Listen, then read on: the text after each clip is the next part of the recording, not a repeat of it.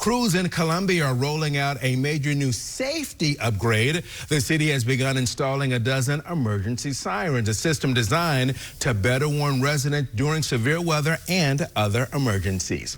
Amelia Young right now is here with more. And Amelia, why is the city adding them? Well, Leland, they want families to be more alert, as do we all, during any storm, especially since last year's deadly tornado passed through Columbia. They're designed to give people more warning when every single second counts. So 3 of these sirens are electrical units that don't just sound an alarm, they can actually broadcast voice instructions. So the other 9 deliver strong audible alerts. The 12 sirens in total are going up at key spots across the city, so including several fire stations, Fairview Park, Honey Farms, and the farm at Gulston Hill.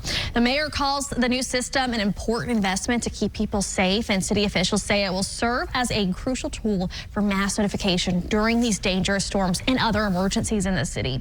The entire project is funded through a $420,000 grant. Crews are going to continue installing the sirens in the coming weeks. The city says they'll announce testing dates once everything is in place. They still have their citywide alert system, but this is just going to be another audible way for people to stay safe during these storms, Nick.